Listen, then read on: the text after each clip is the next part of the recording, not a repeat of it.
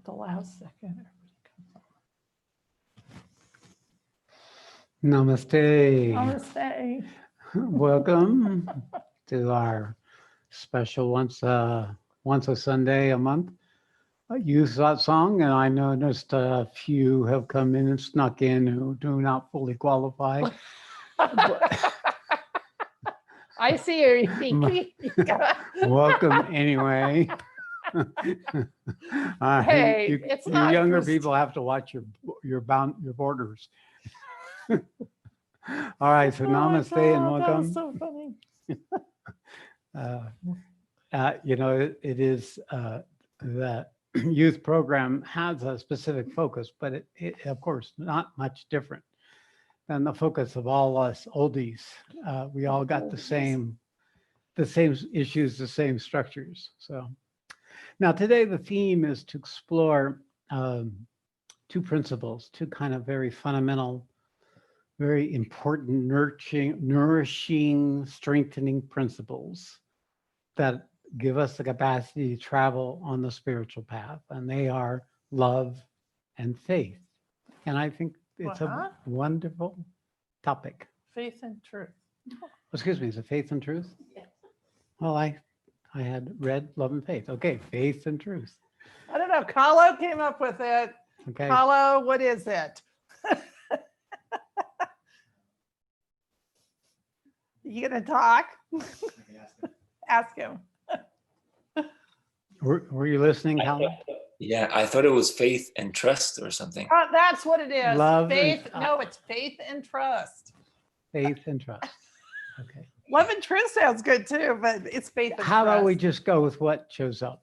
We're in a vicinity. All right. Oh no, this Truth, came from Carlo. truth and love is intermixed, and with truth is in there and everything. So but I wanted to talk about why a youth group a little bit, because I really think that you need to understand that among you will be the leaders in 10 or 20 years to the collective generation that you're part of.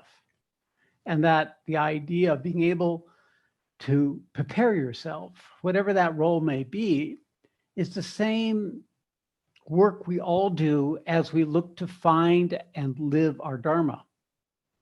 What is our unique contribution to the world?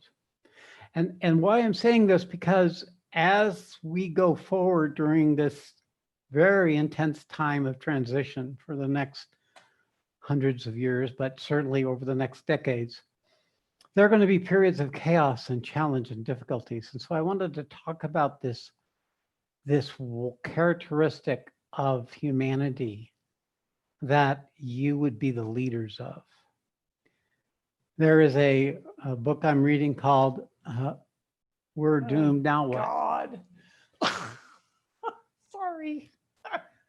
Hey, now I love the book because it's not making that it's going to get better or the ways it fix, although other books always talk about it at some point.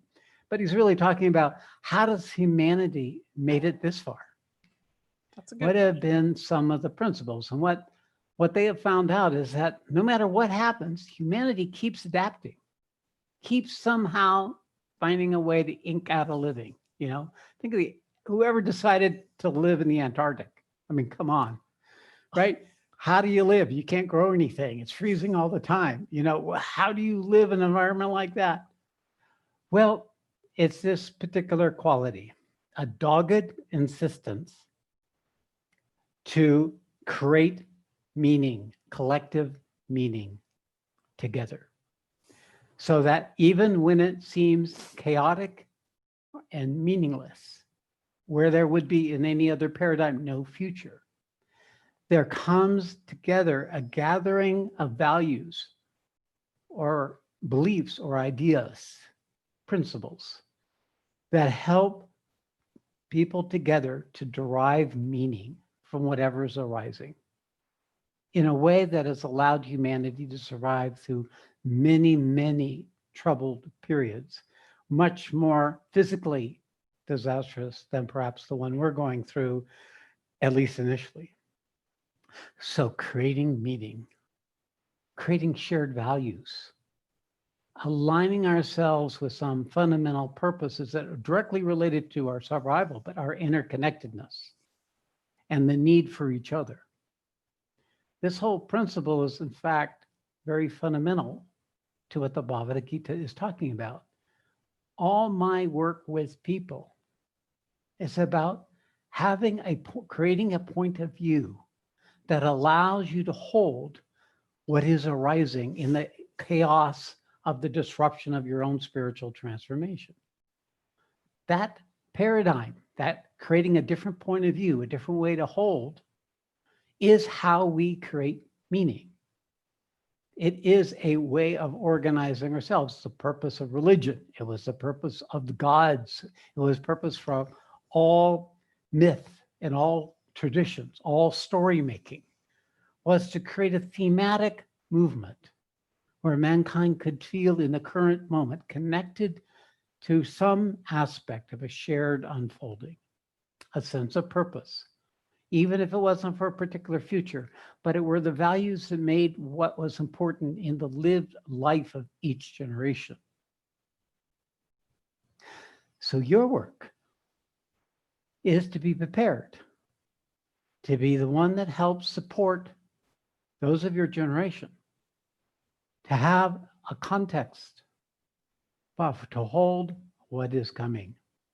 Because if you look out there, it may look desperate, it may look hopeless, it may look meaningless, it may look chaotic, it may look, well, why live? But throughout time, somehow, in the evolutionary process, the one species that's really surviving is the one that can create meaning out of nothing or apparent nothing, to create order out of apparent chaos. This is a unique quality that human beings carry, because all of us, even our embodied way, have a link to an intelligent purpose that's living all existence. So, but not everyone can access that. As a matter of fact, many of the young generation, many in the 30s, I mean, a lot of you were in the 30s. I can remember me in the 30s. I was struggling to organize as a person and to create a place for myself in the world. It was really a formative period. And I was just using the set of opportunities and skills that I had to do so. And initially my skills were not so great. So it was an unfolding full of doubt and full of lack of faith and issues of trusting myself or trusting the outer world. So it's this part of us that can have a thread that has a sense of why you're here and what is the purpose of your life. So whatever conversation we have, it really gets down to what the Gita has been saying all along, which is how to live. Living our life is the ultimate test of what is possible for us, both in fulfilling our unique developmental stages, but also into creating opportunities for where we end up. So what I wanted to speak a little bit too about that. Oh, where did my button go? There. Is that this capacity is within us already. You know, biological anthropologists have seen, cultural anthropologists have seen that how humanity has survived and made a culture and made value and meaning in so many different circumstances throughout all kinds of environments throughout the world. And that's what's going to come up in your lives. You're going to be seeing some really fundamental changes before you become my age. You are going to be part of a transition. To be able to have access to that innate capacity in you is, you could say, one of the reasons you're alive, so that you can live life, so that you can be in life in a useful and meaningful way. Indeed, humanity's keenest evolutionary advantage has been its drive to create collective meaning. That drive is as ingenious as it is relentless, and it can find a way to make a sense of despair, depression, catastrophe, genocide, war, disaster, plagues, and even the humiliations of science. So then we go to the Gita. And the nature of the Gita, the Gita doesn't really talk about how to live until you get to the later chapters. And in the 8th chapter, it's a whole handbook of understandings about what it takes to live your life aligned with, you could say, the purpose of your existence. So I'm going to quote a little. I found them today. And I didn't put the marker in the right place.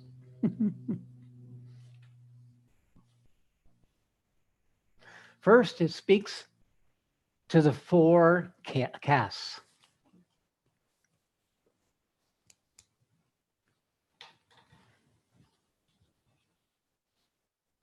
These are what we could say in the Hindu tradition, they're broad categories of innate capacities we all carry. And they are the Brahman, they are the Kshatriya, and they are the Vaishya, and they are the Sudra. Each has their own unique frequency. When they live aligned with that frequency, they fulfill their Dharma. Now, all of us in our growing stages, so what are the frequencies? The Brahman is a spiritual class. They're the ones that hold the vision. They're the ones that hold the purpose and the direction. The Kshatriyas are those who are the implementation of that. They are the warriors and the warrioresses. They are the organizers. They are the initiators. They are the teachers, the instructors, the ones that carry the tradition, ones that empower the youth, one that set up the structures so society could continue into the future, as well as the warriors that defend and protect whatever existing structure there is. And then there's the Vaishya, and these are the people who handle the commerce of life, the cost and benefit ratio, to make sure that everyone is engaged in a process of finding a way to live, finding a way to make a living, raise children, take care of themselves, be useful as part of the communities they live in. They don't have the same broad vision. And then you have the Sudras. And the Sudras, though humble, are here to serve all the other classes, each taking their own role. And these could be as simple as the worker bees that run the grocery stores or drive the Uber taxis and or play some function in the whole infrastructure of humanity supporting each other. So there are some people that if you look at how this looks, it's a paradigm of consciousness. Those who are Sudras, it's very each day. The Brahman, it's the vast arena. The others are in between those two. Now, all of you, of course, all of us actually have some piece of that. But in order to bring it into our lives, in the course of a lived life, we have to find the particular channel that suits us. For example, we get educated to operate in the higher frequencies in the education, to the Kshatriya or the Brahmanic phase. But in fact, what's really aligned with us is the hands-on practicality of making something real in your life. Or maybe you just want to be of service. And this is also true of the spiritual path, where we have a beginning entry point, where the full possibility of what the spiritual path is fairly narrow. It's my experience, what's happening to me, what can I do now, how do I live this, so on and so forth. Then there are those, well, okay, how can I churn this into something I can live, that I can act on, that I can bring into my life? Then there's this recognition of a greater power and authority to start shifting not only yourself, but those around you. And then there are those that carry the force, carry the awareness, carries the presence, that empower all the others to come and join into some version, their own version of that same state. So many of you are in this place where though you have the larger awareness, you still haven't found the expression in your lived life. Part of that is what you're already doing, the work you found, your education, or the choices or opportunities that were available to you pretty much determined some of them. What you were looking for, what you wanted to become independent, self-sufficient, to find your way, how to be in relationship with people, with yourself, with each other, that whole developmental socialization process. It's all going on. The difference is you also have this larger Dharma simultaneous. You're not going to be able to translate the highest possibility you carry in your awareness into your lived life unless you learn how to live your life aligned with very fundamental principles. That means the willingness to be humble, the willingness to start out simple. Now, my first job was when I was 15, flipping donuts in a bakery, living on the streets or on the beaches of Isla Vista.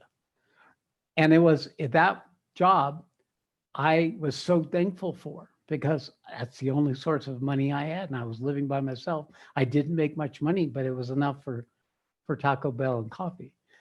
So the principle here was that I found a Sudra Avenue.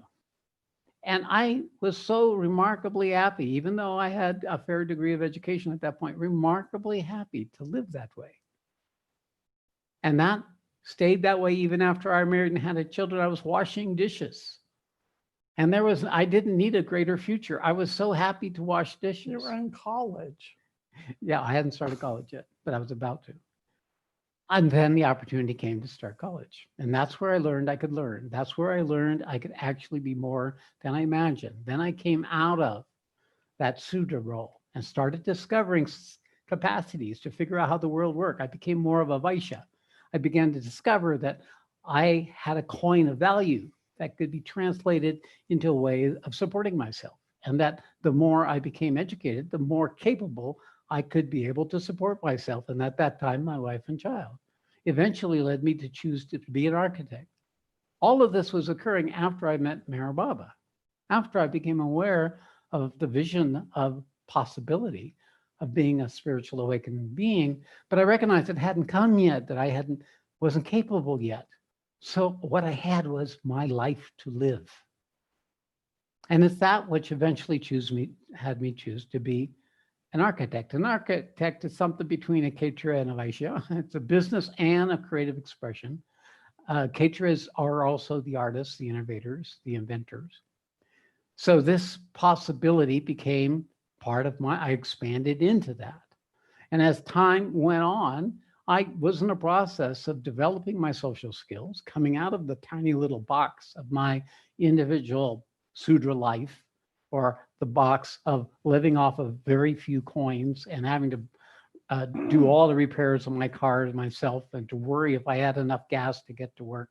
All these, the parts of the struggling to come into life. And then I had this discovery of something greater. And I had many different dharmas that I did. First, it was to become an art teacher. Second, it was to work with delinquent kids, with autistic children using art, special programs, recreational programs for children during the summer teaching art. Then there was this opportunity to work in social services. I was invited to become part of a group of people that ended up working with young people who had drug problems and legal problems and were in the system. Okay. So it was an unfolding of possible dharmas that were coming to giving greater clarity. And at one point, at that last point, I discovered I had a choice, that there was I could step this way or I could step that way. And when I looked at that choice, I was about still late 20s. I recognized that my way forward was up to me, that it was me to choose. And that's when I chose to be an architect. And I really drew it out of the air. I mean, other than the art background, I had never really seriously considered doing architecture. And the fact that I often did all my own repairs was not really enough basis to inspire me to be an architect. There wasn't inspiration. There was just creating it from my Vaishya consciousness, a possibility of stepping up into something that could bring me into existence with more autonomy, with more independence, and that would tap into the part of me that was creative and inventive. And that's what I did. And when I aligned my life with that, I became a Sudra again.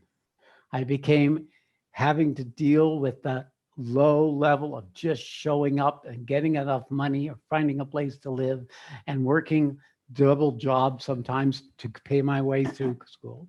So that was the unfolding of the Dharma. You are all in various places in that. So your awareness may be the Brahman or the Kshatriya, but perhaps your embodiment is still a Sudra. Perhaps it still needs to work out the financial reality of your own independent existence. So the Gita says something about this. When you find your avenue, whatever that may be, washing dishes, going to school, trying to make your own job, be devoted to the ordained duties. See, you can be devoted to your ordained duties because you know the greater purpose of your life. And I knew the greater purpose of my life. I knew that all my struggles were in the context of preparing me for a possibility of being in relationship to what I knew in my awareness when I was younger. Being devoted to his ordained duties, he attains perfect perfection. Now here to me, how it, well, okay, then I want to jump to this thing.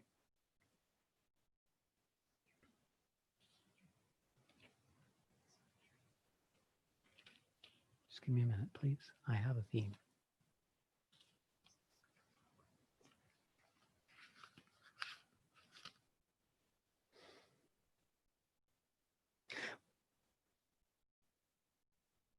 It is always wise to follow your own ordained duty, even if it appears to have demerits, than to embrace another's duty that may appear to be full of merits. A person shall never incur sin if they truthfully perform their ordained duties. One should never give this up, even though it appears as having fault in the beginning, just as the fire envelops by smoke in the initial stage.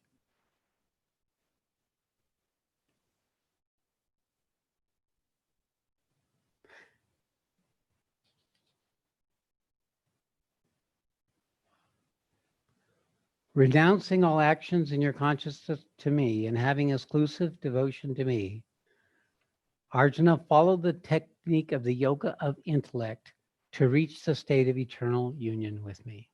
Now, what is this speaking?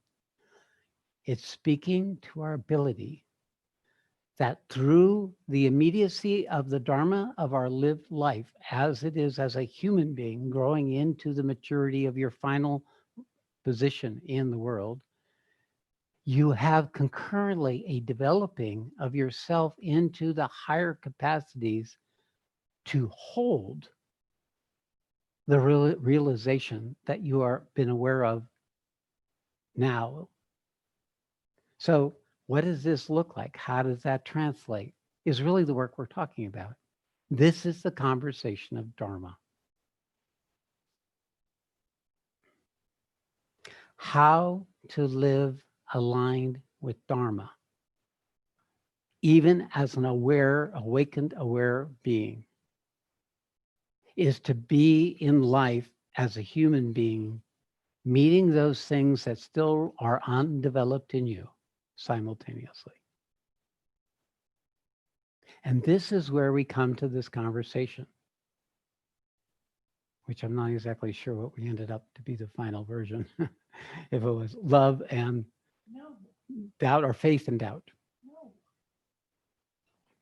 Tell me, what's that? I know you're having a hard time with this, honey. Yes, I'm having a What is it? faith and trust. Okay, So this is a good place to stop because the purpose is for you to speak a bit into the room, and then Satyagita and Amit and the other people who are part of the core will then speak. Okay, good. I So- got it. So I'm hogging the stage. How? All right, I'm bad. I got it. But, at the same time, there's other people who are just coming in and they don't have a context for what we're doing. And I always am looking to enrich in the context, right? I'm in the process, I'm a meaning creator. So, and in this context, we can look now at the issue of faith and trust.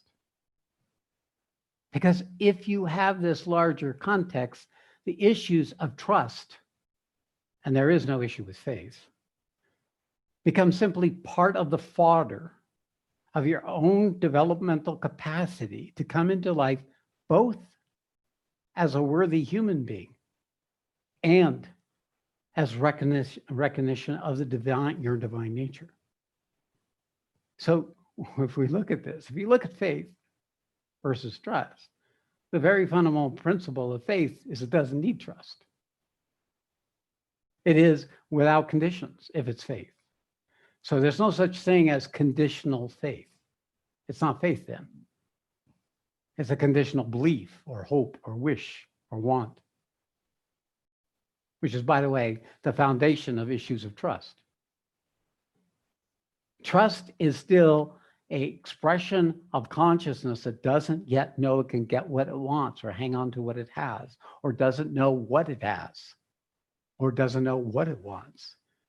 And so this whole idea of trust has its origin in our own ability to trust ourselves, in our own ability, and that happens by our own ability to know ourselves. Faith is the opposite. When you know yourself, there's no issue.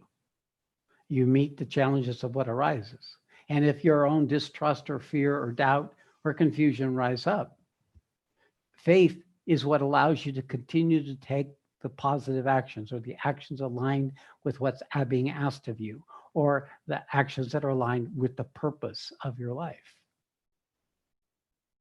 See, this is a fairly immediate and available topic for you to recognize.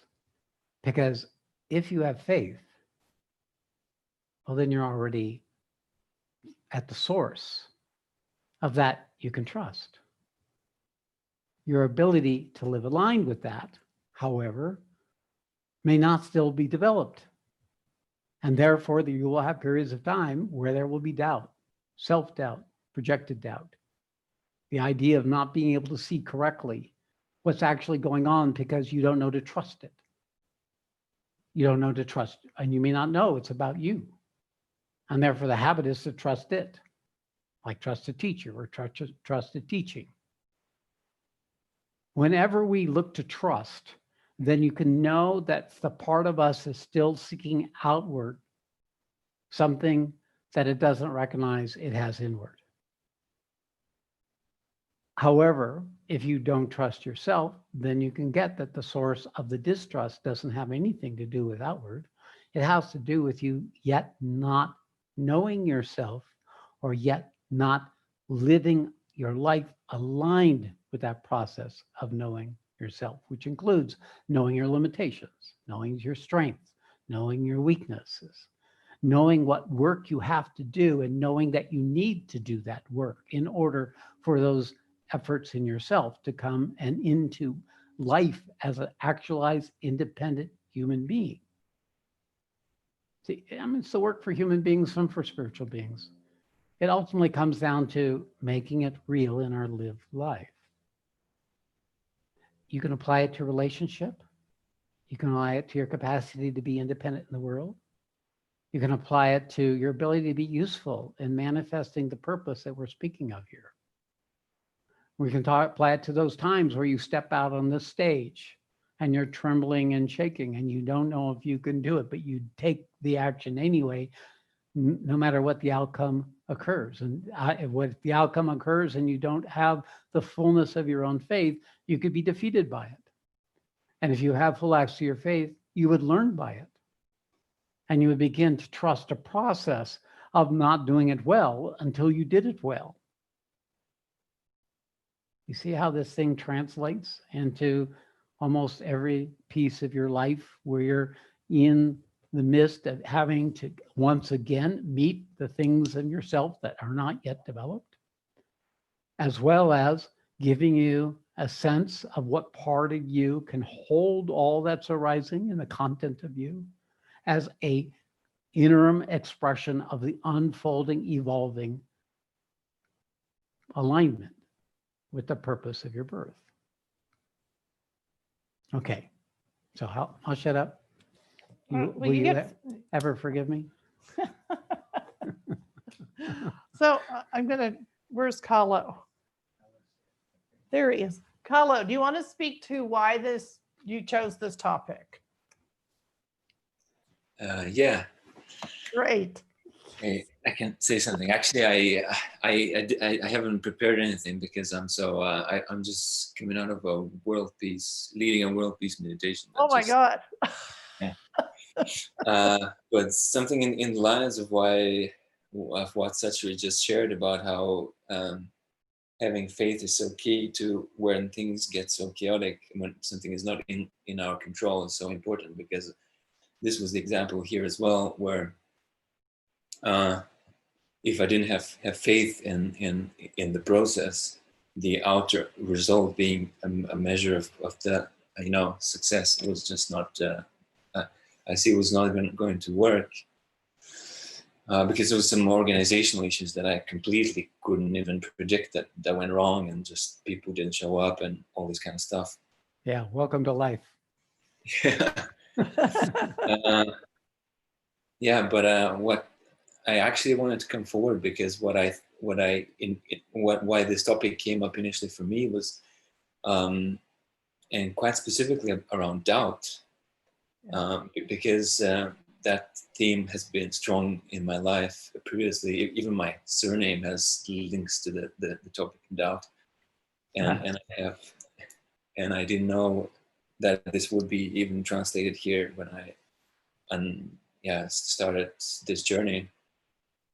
But it's interesting that quite profoundly this has been shown this past week, and I didn't even know that this youth satsang is coming up on this topic, because I had forgotten the date and everything. Well, I'm glad you showed up. We sent out reminders. No, I mean, I didn't even know that the topic was this, and then when I look at the week and what happened, there's been just like a series of situations and events that just completely like lined up around this questioning of a lot of things, like questioning of my truth, questioning of my integrity, of my commitment, of what new Dharma stands for, of what I stand for, my identity, and like all this kind of stuff. And it's been, and before it's been also like coming up, so, overtaking me at some point. Now it was though as if I noticed that there was this part of me that was doubting, and it was like a very distinctive part, and then there was another part that didn't need to even question anything. And this was when I was like, because I could only find the part that was not questioned when I could sink deeper into my heart. And that revealed both the thread of the meaningful, of the meaning with everything, every single thing that arose to make me question, and also created this kind of deep anchoring in myself to know what's coming and to have devotion to my own being, and like kind of anchor in a very true sense of worthiness that cannot be just that is very solid in a way. It's like this kind of like I get this picture of a train that's like a reckless, heavy sense of love in a way that's very like straightforward. And even though there's like incoherent parts of me, there's like this part that's kind of aligned with what I'm here for. So very well said. Thank you. Okay. Yeah. So it's like So it's like an honor, and it's an honor to be here for that purpose, and it's an honor also to know that there's like everything is showing me that there's fewer and fewer places to hide, and it feels okay. Okay, so it's perfect demonstration of what we're speaking of, and this, I believe, is relevant to all of you, no matter what your age, because we're always unfolding, if we're awakened, into the deepening of that base, that keel, that foundational place, which is the source of all meaning. And where does that source of all meaning also resides is this faith that whatever is showing up is the universe showing me what is next in the unfolding of my possibility, my Dharma in this life, including those things you don't want to see, those things you don't trust, those things that you have doubt about. So this quality that Carlo was talking to is becoming established in that part of yourself where the operating, organizing principle is this faith, which, by the way, automatically is trust in not only that life is purposeful in what it's showing me, but that it's an opportunity for me to discover what's separating me from meeting the opportunity in whatever relationship, situation, job, circumstances that may be arising. All right, very good. So let's open it up to the rest of you. Well, no. Oh, wait. Oh, that's right. You have the panel. We have a panel. So Satyagita, are you ready to speak? And then Amit and Susanna are 4 people today. Hello, everyone. Hi, Satyagita. Hi. And I'll see where this goes. I just really felt to start with something that popped up now as just an encouragement to everyone who is here and also in the groups we are in together. Like, use this time as a training place to speak this, because like Sat Shree said, we'll be here when he is gone, and like this is a time when we can, with friends, train to express this. There is nothing in me that feels comfortable with speaking or would wish to do that. Mhm. But somehow I know I am to anyway. And when I studied music at music college, I had a teacher who told me, like, this during these years you can make the mistakes. Like, here you can fail. We had concerts when we got to train, like having concerts for other students, just to like expose ourselves on stage. Yeah. And that just popped up again now, like, come forward and speak as a way to just train that part. And I just feel my life and the process I am in with Sat Shree, I feel like a guinea pig, like I am living only to be in this process, this transformation, to be able to help others through it. Like, there's no other reason I'm alive. And that's how I feel I'm able to meet the challenges. Like, okay, this is my struggle and it's purposeful, because then that struggle is something I can support others through. It's beautiful. This is the serving something greater. It's a Sudra state of consciousness relative to that which is coming. But it's through serving the something greater that we do become the something greater. Perfect. Yeah, and if bringing it into faith and trust, I don't feel that anyone could ever teach me faith. I feel I've had a deep faith in my life, which is just grace. And before this meeting, I also sat with this faith and trust. And what popped up was, like, I was with another teacher before Sat Shree for 5 years and another community. So I've been through leaving a teacher, which also required a deep level of faith. And just like bringing this faith and trust on the spiritual path also in relationship to the teacher, that can look in like all different ways.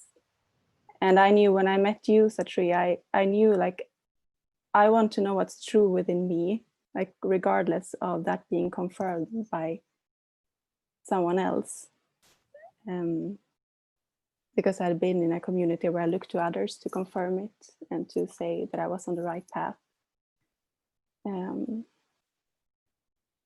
Yeah, so it's just been a very powerful experience leaving also a community.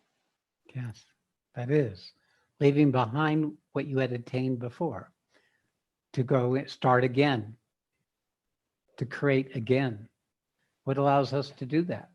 This sense of greater purpose and that access to the faith in ourselves that goes beyond our ability to trust ourselves.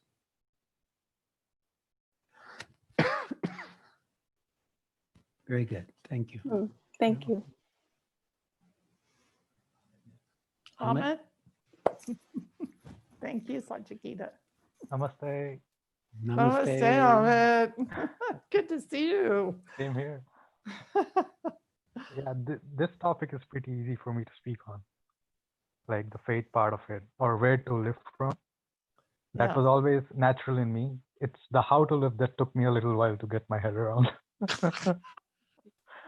But once both these come together, then yeah, that's the end of suffering. Beautifully said. Wow. You want to elaborate a little? Yeah, sure. Yeah. Like before I met Sat Shree for 6 years, it was so like miserable and completely hopeless for me. But there was always this knowing right here that yeah, there's nothing to worry about. And for me, that time the theme was enlightenment. And it was like whenever like I became suicidal, which was a very regular occurrence, it was like, but why do I have to kill myself? I will make it. I just have to live. It will happen. There was this absolute surety every day. And that's what helped me those 6 years. Yeah. And even when it came to the teacher, like before I saw Sat Shree, I did not have the structure that I wanted a teacher, or there was no like,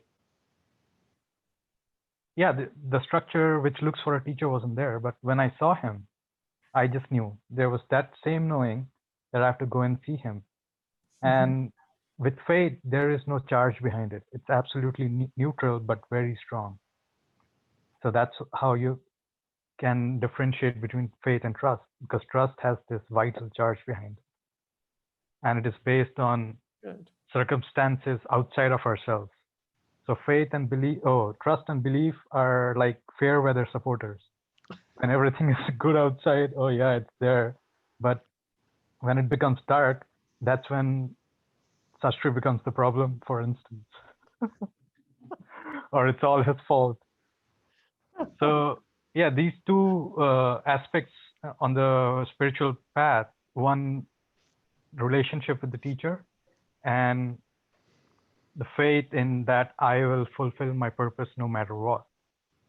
I feel that this was a big blessing for me that I never had so far any conflict with it, not even in the worst, darkest of moments. There was always this absolute surety that I have to be here with him and that no matter what, I will fulfill my purpose. Okay. So yeah. Yeah. Faith is I feel it's mandatory for walking this path. Yeah.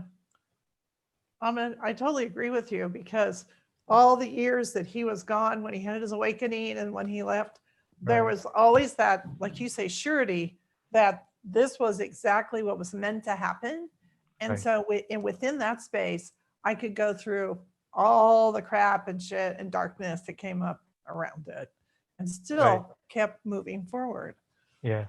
Yeah. Yes. And with faith, like initially, like we need an object outside of ourselves, like Sat Shree or Krishna or Christ. It becomes the object of our faith till we just realized that it was us, ourselves. I was always us. Yeah, and everything arises from it or in it. Correct. Like we are the object of our own worship or devotion or aspiration or longing. Yeah. Yeah, without faith, nah, it's not even the spiritual, even the human life.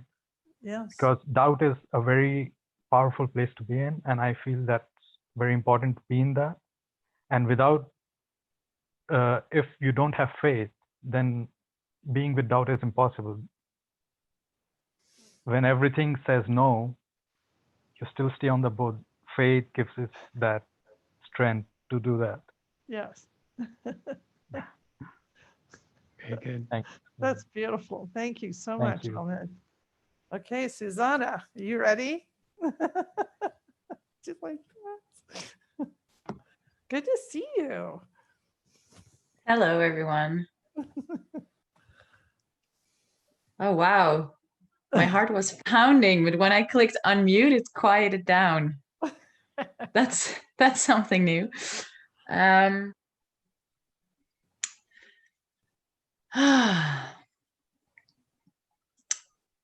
Yeah, my fate felt a bit different. I think you mentioned it, Sat Shree, like faith can be total or incomplete. And my fate stayed incomplete because I didn't yet trust myself in the realization, and looking for validation of that realization outside of myself. It took me Sat Shree to finally get that realization and affirmation of the realization in order for my faith to become complete. And that started the process of slowly starting to trust myself more and more. Because like Satyagita said, I mean, I don't really prefer to be speaking. Although, yeah, it's so paradoxical, because I know it's what it's supposed to happen, you know, what I'm supposed to be learning to be comfortable with. And I'm very thankful, Satyagita, that you say like, now is the time to fail, and now is the time to fall flat on your face. And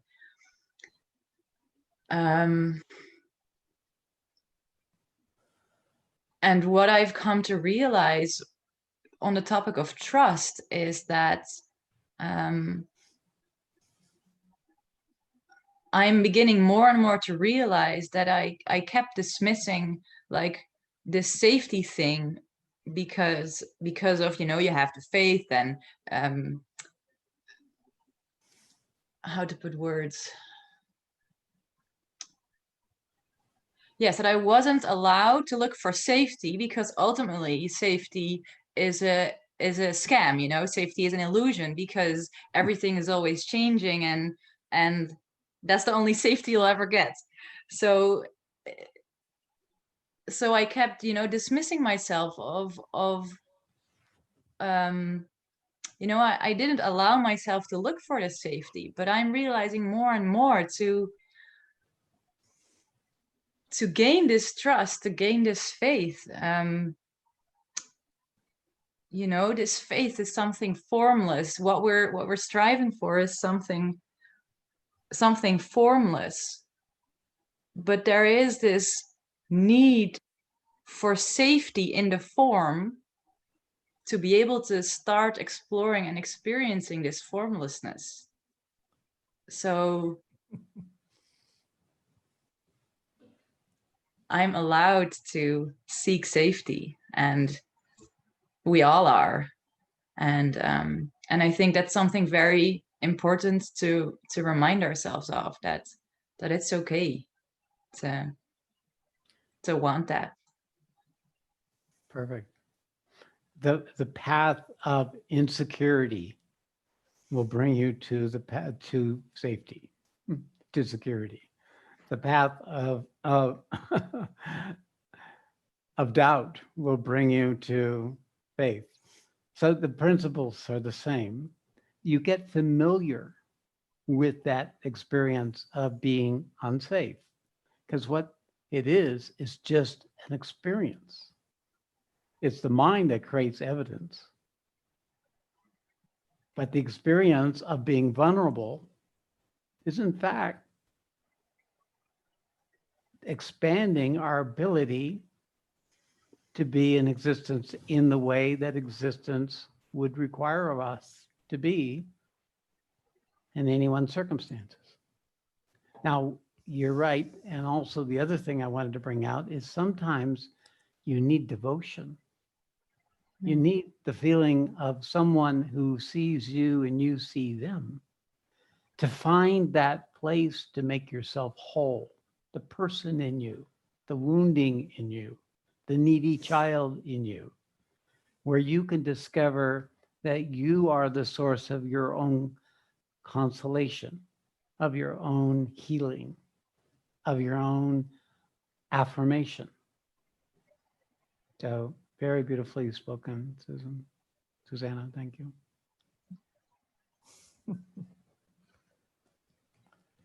Okay, Satyagita, are we ready to open it up to other people? I think Jaya is also on the panel. Ah, thank you, because I couldn't remember all. And Jaya. Yay. Okay. Hi, everyone. Namaste. Namaste. Thought I was going to get away with not speaking, but I'm glad. I'm glad to have the opportunity, and it's nice to go last and take in all that's been said.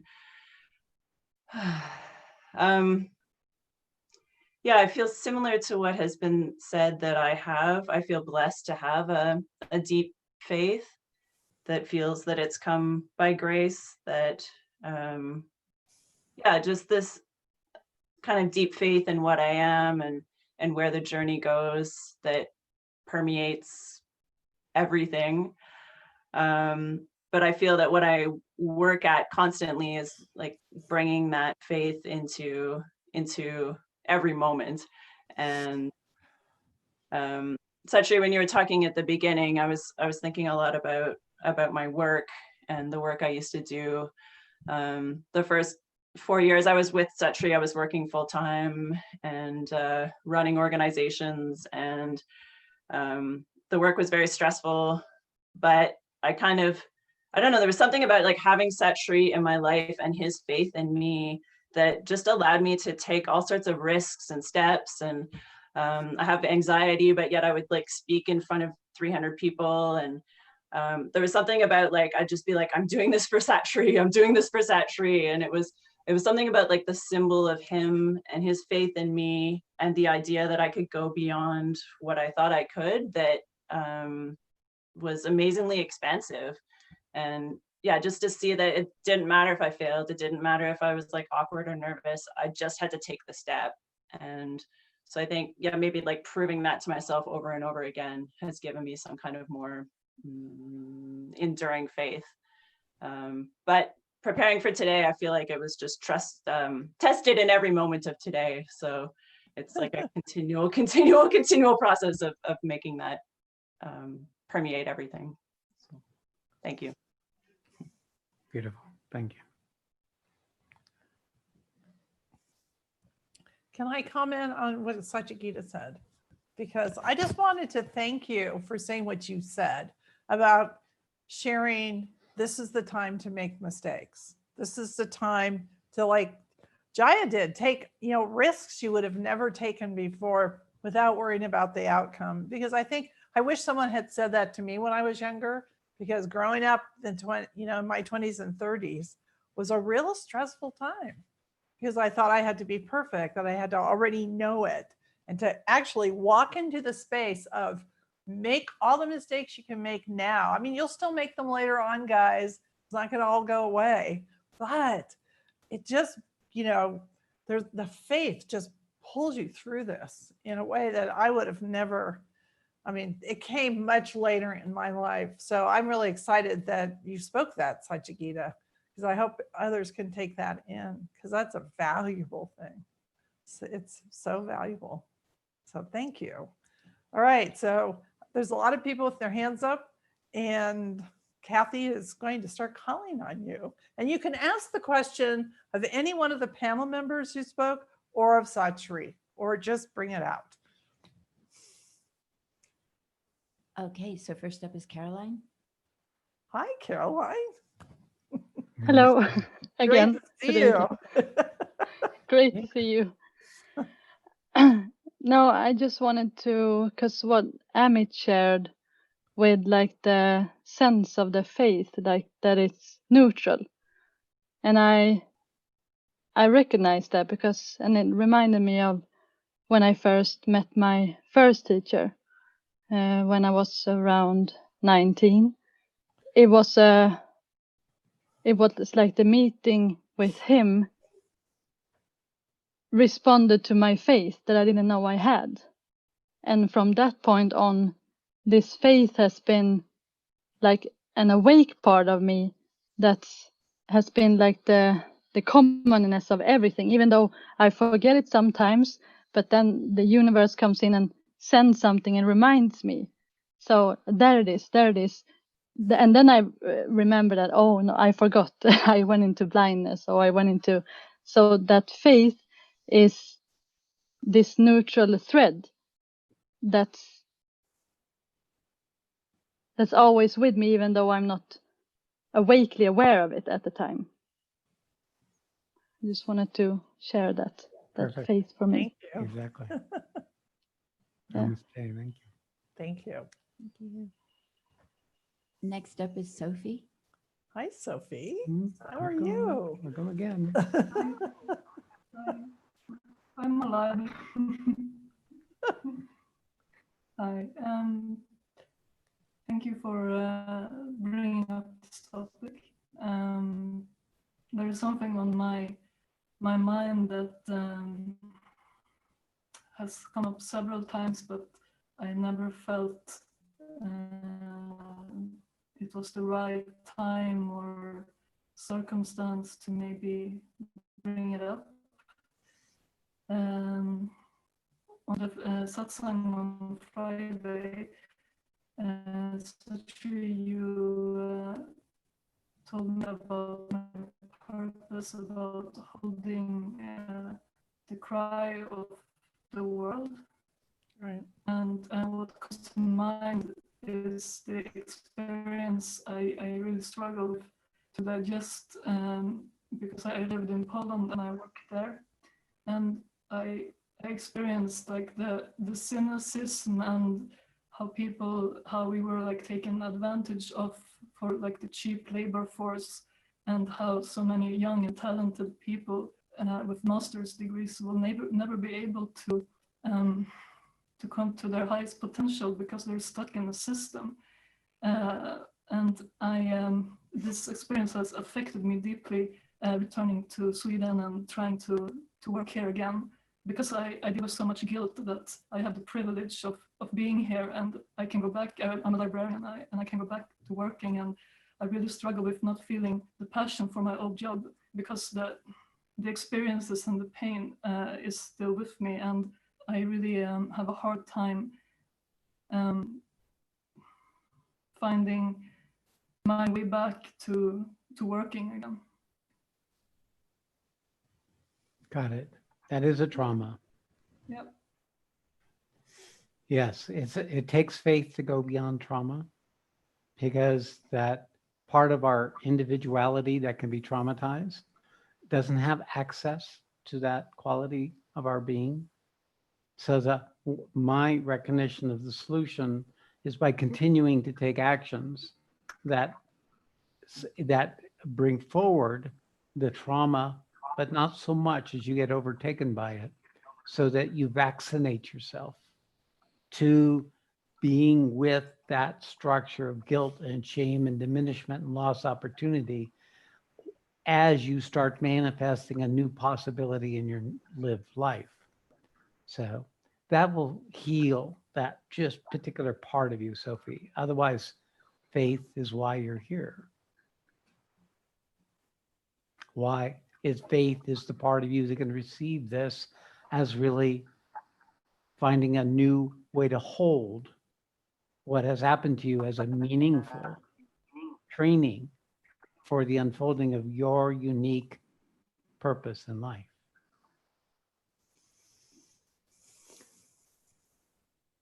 Thank you. Thank you. Thank you. Thank you. Okay, next up is Lilia. Lilia. Hello again. Hello again. Still here. This is for Susanna. Thank you for voicing the topic of safety. Yeah. A couple years ago, it was faith that dragged me out of an unsafe life. And now my work is really developing that part of me that still feels unsafe in my body, even though I'm in a perfectly safe environment right now. And I can feel that the same trust that dragged me out, that's now holding space for that part of me to feel safe. Beautiful. So thank you for what you said. Just to point out, this is how we teach, by sharing our experience. We become the demonstration of the unique piece of the journey we're traveling, and it enriches everyone who can find the match in their own experience. And therefore, nothing more is required than to have faith in yourself, to be yourself coming into life as the best way you can serve the unfolding of your purpose.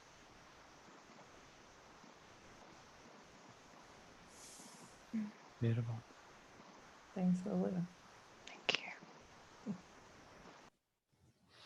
Okay, next up is Neil. Ah, Hey. long Neil. time no see. Yeah. Well, I've seen you on the screen. Yeah, Yeah. it's been a while. Yeah. Is the house finished? It's not finished, but it's getting there. It looks livable. Oh, look at that roof. That's Yeah. very cool. Hot water is on the way. Yay. Ooh, sounds cold. I wanted to speak a little bit based on what Amit had said about and others who had spoken just about exposing ourselves and making mistakes and coming forward. So that's why I raised my hand, was to do that. And yeah, I had an experience the other day of feeling inadequate and in my work and what I was doing, and feeling like when someone else was around, I was making mistakes and saying the wrong words and things like that. And I was encouraged by Stella to just expose myself. And so I did that with my coworker. I said, when you're here, for some reason, it brings up this anxiety and this these feelings, and so when I did expose myself, we were able to have a really nice kind of heart-to-heart talk.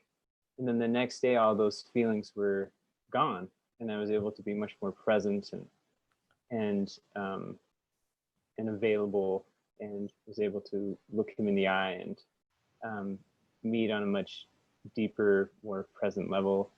And seems like, I don't know if it exactly goes along with faith, but it seems like, yeah, just something to bring up about being exposed and exposing ourselves so that whatever is in the way can be released, so we can come to that greater sense of self and truth.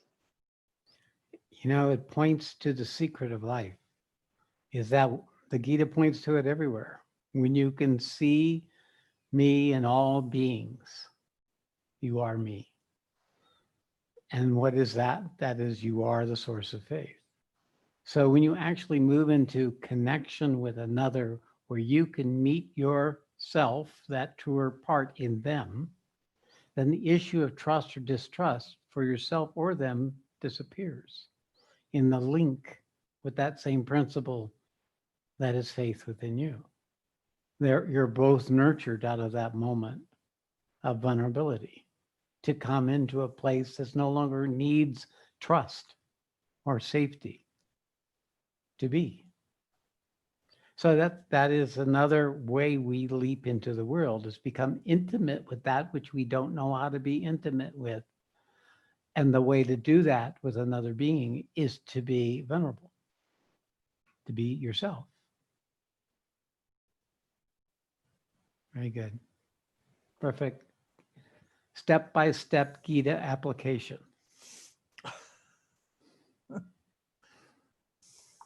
Thank you, Neil. Thank you. Thank you, Neil. Thank you. Okay, next up is Laura. Okay. Hi, Laura. Good to see Hi. you. My heart is pounding really fast as usual when I'm starting to speak.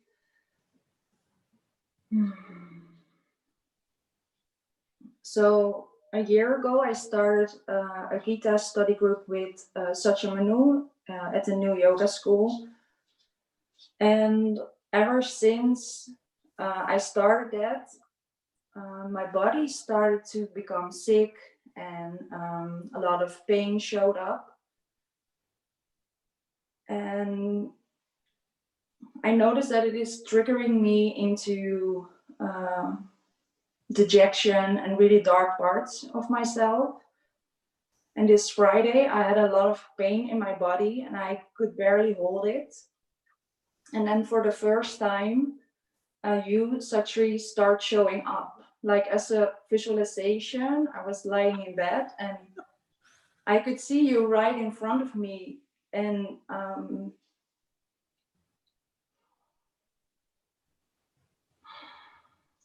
putting my attention on that made that I could hold the pain.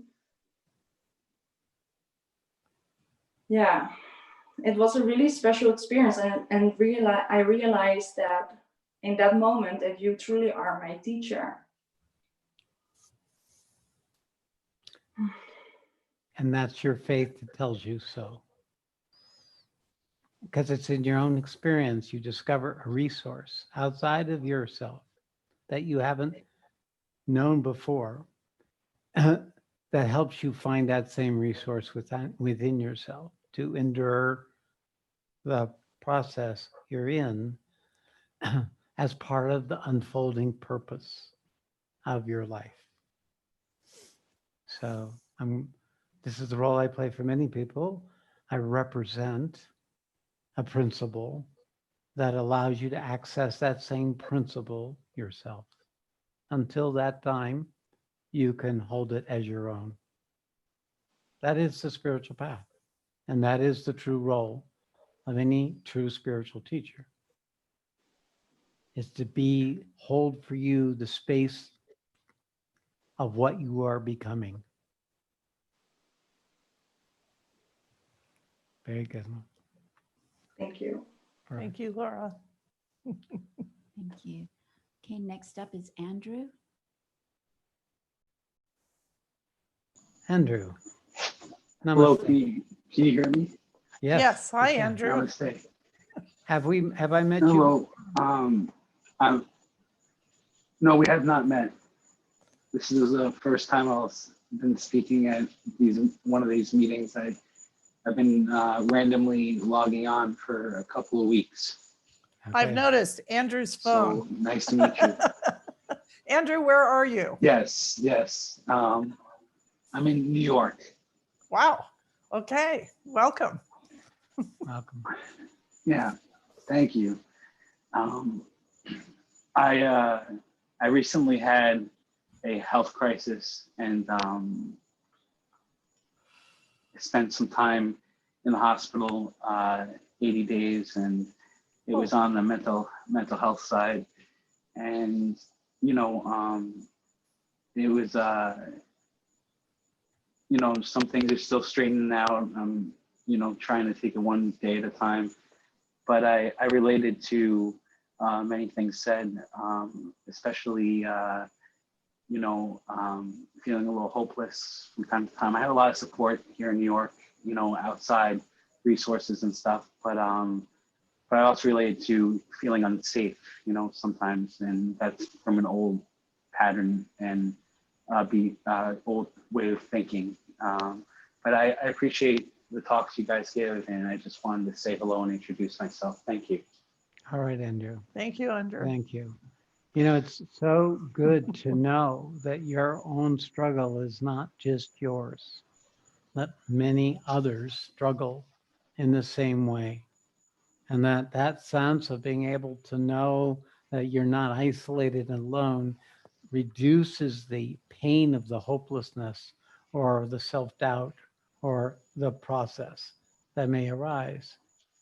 It helps create meaning for what otherwise would seem meaningless.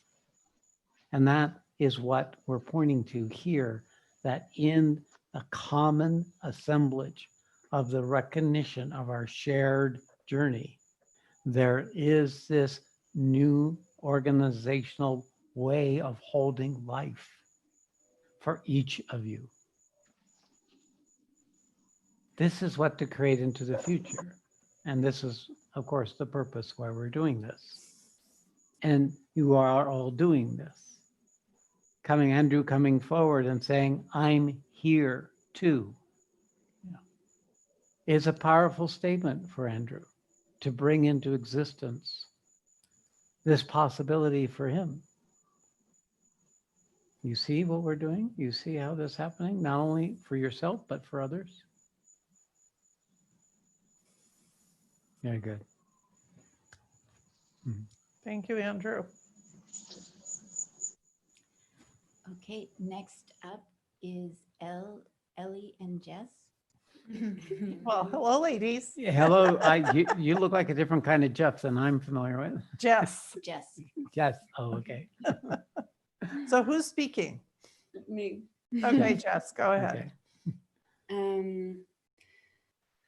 Yeah, my question is that I feel faith, but it's very quiet. It's very subtle in the background, like a little whisper, and it gets overshadowed by distrust, which is so much louder and aggressive and angry and very cynical, and like the faith just gets lost in that whole chaos of distrust. And I just wanted to ask for advice or support.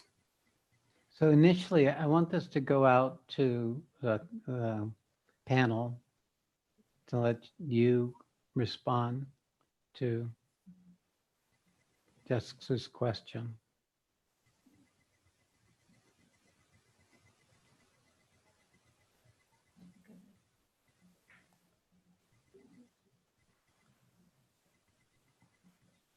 Jaya. Okay. Jaya.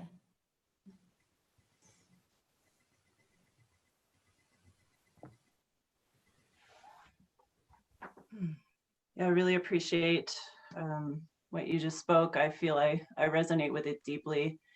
And I just felt to speak because that was kind of my experience today, connecting with my faith, thinking about this conversation, and then having something come up that was just so overwhelming.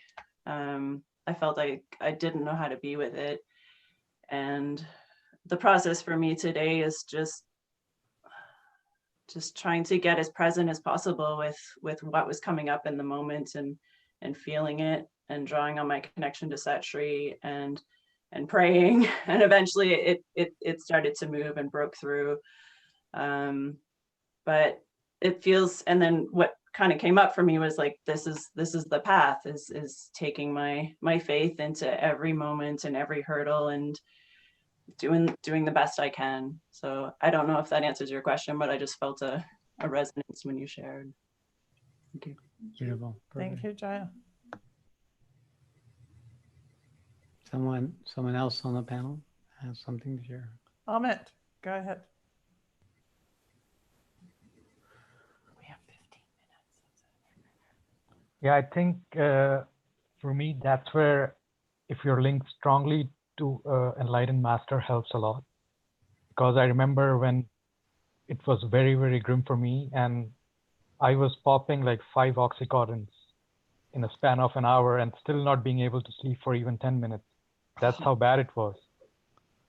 But as soon as I found him, and something in me relaxed, and I started sleeping without any problems. So I feel if you have a presence of an enlightened master, and it also is very important that you are linked strongly to him, because it's we who give the authority.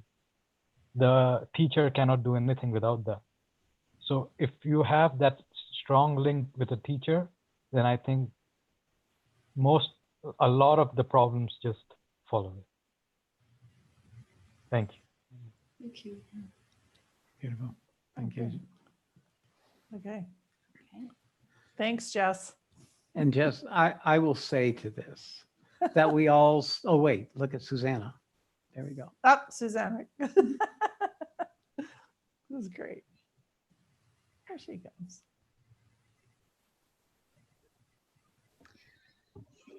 Whew, yeah, thank you, Jess, for speaking that, because it deeply resonates with me as well. And it's still a place where I find myself.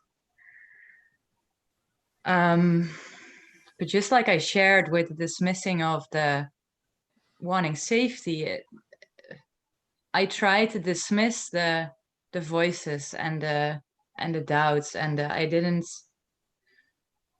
want them. I just wanted that faith, you know. But actually, and still, I'm saying this to myself as well. Like, the voices, they're the doorway. They're the things that want to be met. And when I'm able to look at them and to be with them, they get transformed into bigger faith, and they calm down, and they that's how I interpret it. And I need to remind myself of it, because my inclination is to not want to look at it. But yeah, that's what I wanted to add. Very good. It's the nature of the path. It's we expand our faith by being with that which we don't know how to be with. That's it. So there you go, Jess. Thank you. Thank you. And when you bring forward an action aligned with your faith, like you just did, your faith is strengthened. Perfect. Thank you. Okay, next up is Adideva. Adideva. Hey, good to Oh. see you. It's been a while.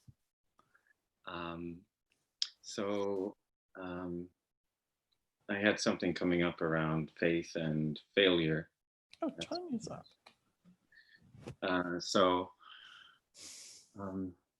I've been living on the countryside for a while, and in the spring I thought, well, why not grow some vegetables? And I noticed when I went to the shop, I was dissociating. I was just picking out the seeds I wanted to plant. Just made me feel very uncomfortable, because I noticed that I was afraid that I was going to fail. On the way back, I just decided that I wanted to, that I'd feel happy to fail, actually. If I just changed the agenda, instead of this, it has to be this amazing garden and grow these amazing vegetables. I was just like, who cares? I'm just gonna plant the seeds and I'll find out, and I'd be happy to fail in any respect as possible. So that brought the energy, that brought the joy in doing it. Suddenly I was happy because I felt able to fail. And I planted the seeds, and some greens, grew up, and some potatoes grew up. The carrots didn't grow. Some other stuff didn't grow. Some other stuff was eaten by animals and snails, and this is just life.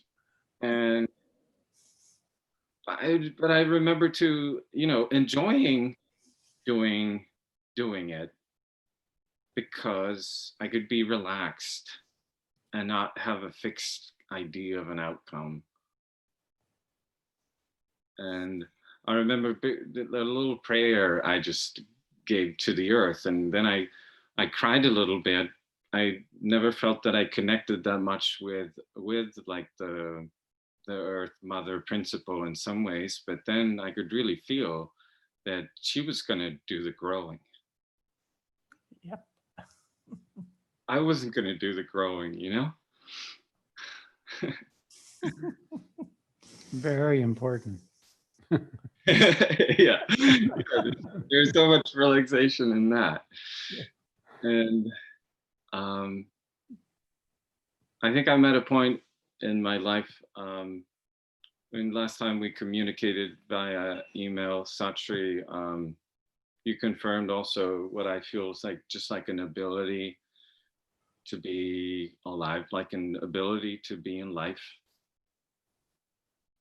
And when I just received your confirmation of that, the first thing I just felt was empty, that you're empty, the email's empty, I'm empty. There was like no news. Like, yeah. And then turn the page and put on the coffee, or I would make some coffee if I drank coffee, but keeps on going to the next thing. And yeah, I'm enjoying the movement and ready to fail. When we become empty, we drop our expectations about how life needs to be, but we also lose the motive that normally lived us to have life a certain way versus another way, for things to be perfect. But when we drop a motive, the mother starts showing herself. That's when you begin to see that something else in us is in charge. And we discover a relaxation, even though at first it feels like no news. Because in fact, from the vital point of view, it is no news. Bad news or good news is what keeps the vital interested. No news, the vital is uninterested in. So when you're in no news, you actually are beginning to discover a new way to be that hasn't come yet. And this is where the natural wisdom starts showing up. So it's perfect. Thank you. Thanks, Aditya. Thank you. I call this be simple. Who's next? Planting a garden that doesn't succeed in the Or the woods. rabbits eat half of Yeah, it. right. Okay. Okay, next up is Eric. Eric. Hey. Welcome. Namaste. Good to see you. Good to see you too. Yeah, so I've been wanting to speak about this topic for a long time, but I haven't not been able to speak in satsang. It's been like I've been muted by the force for a long time. I was like this. And but faith and trust, it's really good words for what I want to communicate, because I have faith, because I keep showing up. And I trust in what you are, or I have faith in what you are, Sat Shree, like the all-encompassing knowing and like the truth and the love. I trust in that. Or I have faith in that. But the trust, and I have difficulty with the trust in the person, Sat Shree, and his wording and his speaking. So, yeah. It's difficult, but the faith makes me to keep showing up and listen to the wording that I don't have trust in and don't like, and it's very triggering to me. So good. Perfect. Yes. Yeah, the guru person, crazy wisdom person, he's actually scary. And I have a hard time trusting in that. And I shared in India that my first teacher was very fierce and crazy wisdom. And that part of the guru is scary.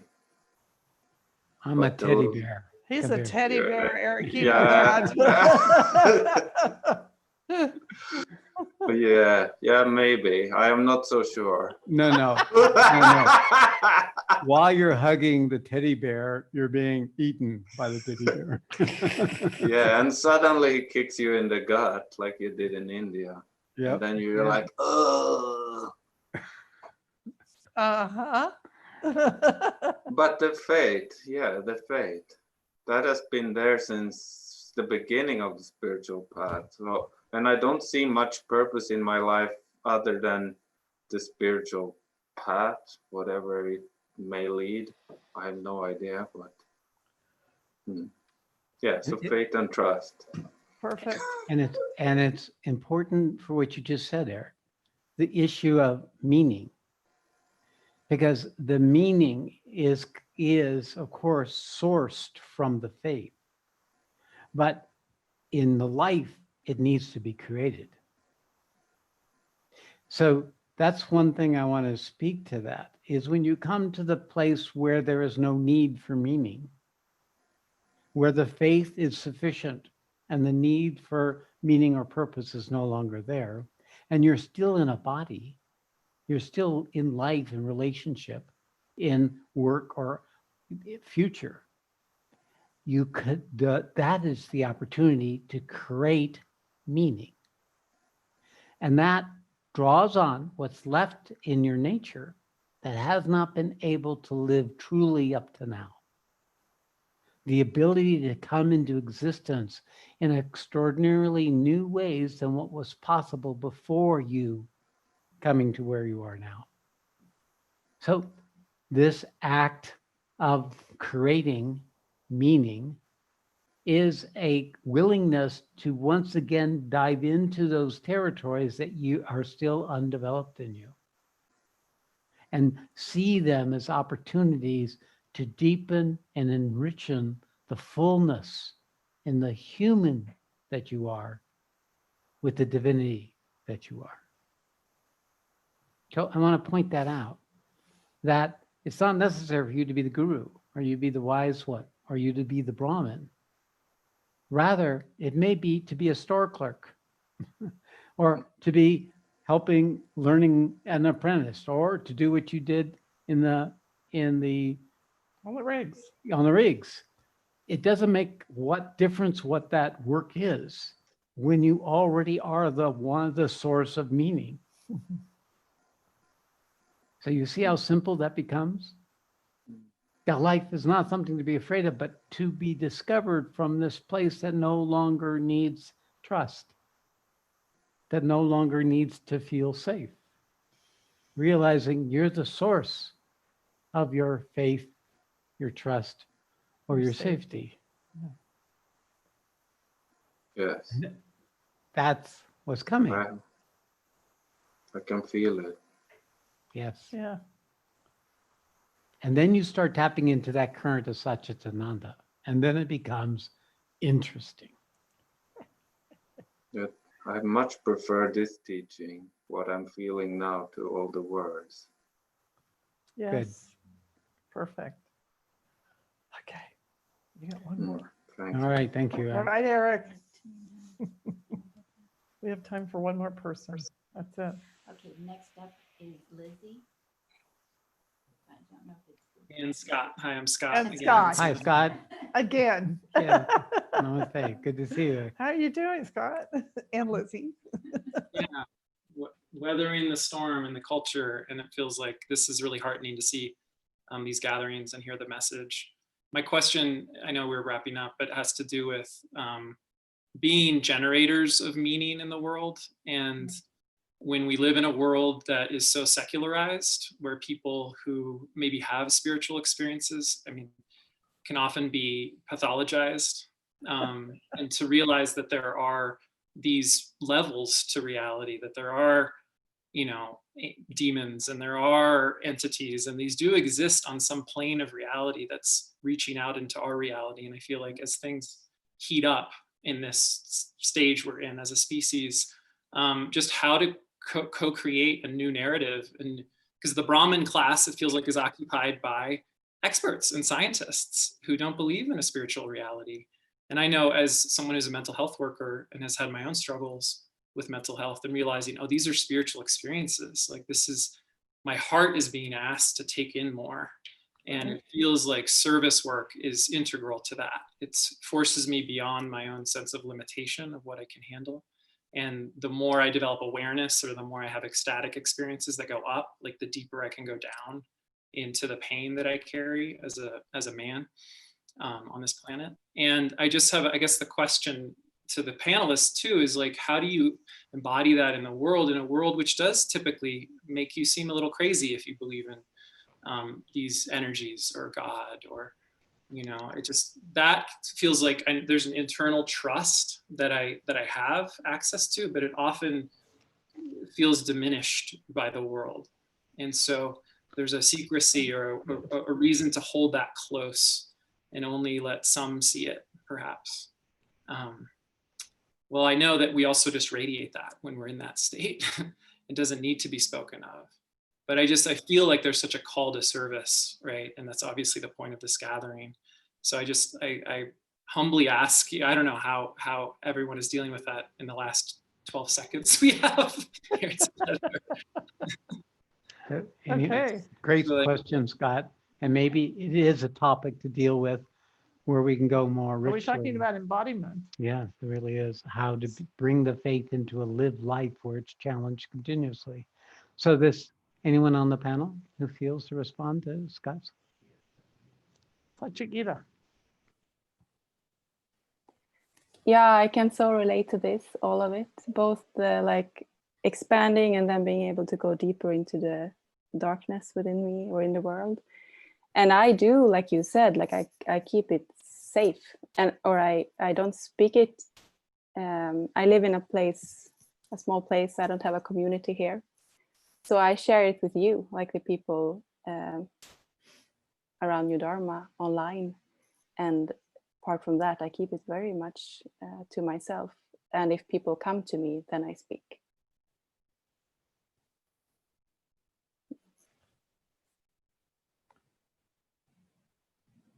Anyone else on the panel?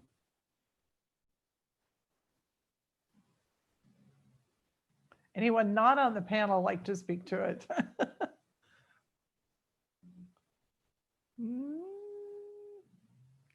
I want to speak to it myself, just so that we can come to a right way to hold this.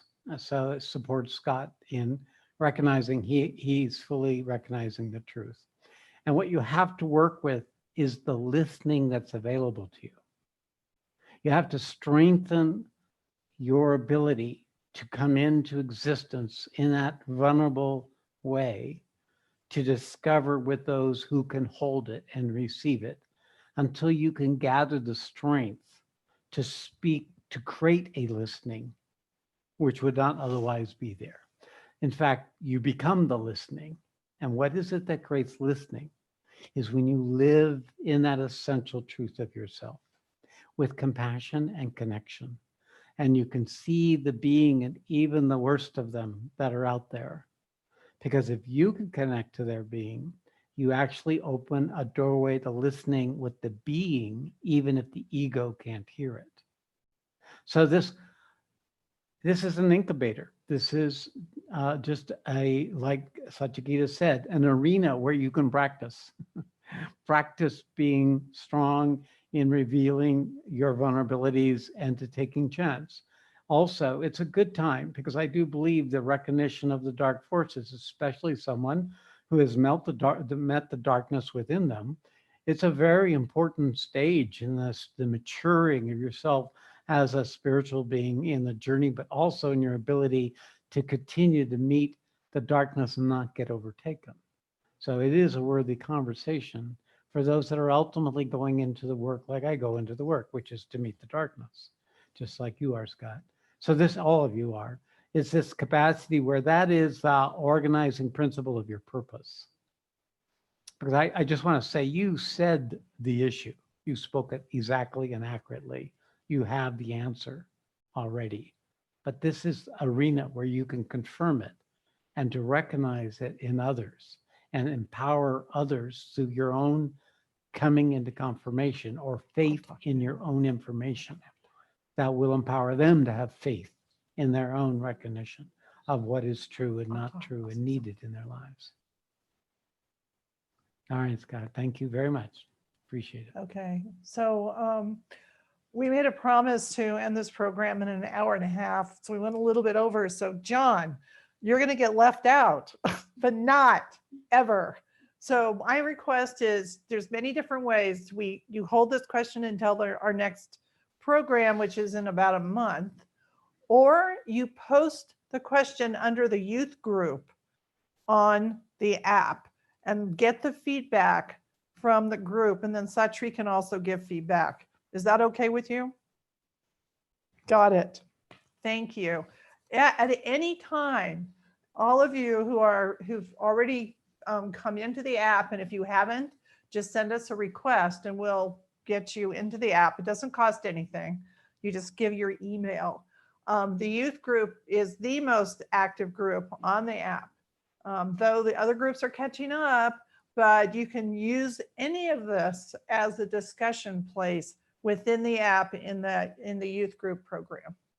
So we're pretty excited to see that growing. And that's, I have to thank Satchigita and Amit and Susanna for, and Jaya for the work you guys have all been doing to bring this forward. Okay. Yes, the idea of the continuity, although this larger gathering is only once a month, that there in between is the opportunity to stay engaged in the building of the shared value, the shared meaning.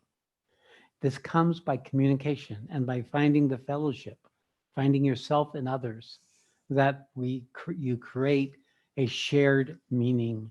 And this is what to bring into the future with you. This is your training ground to become what it is you were born to be. All right. That said, let's take a few minutes of silence, and until we meet again. In a month.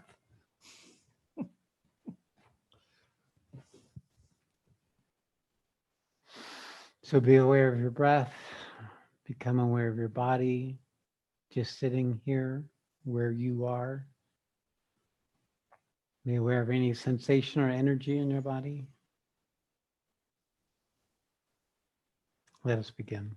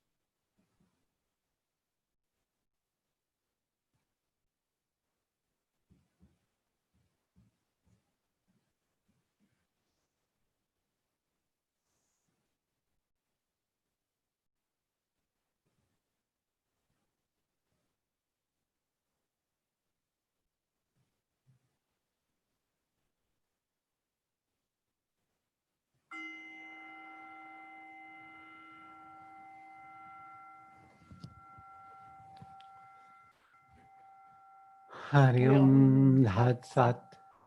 Hari Om Dhat Sat. Hari Om Dhat Sat Shree. All glory to the Supreme. May truth manifest. Namaste.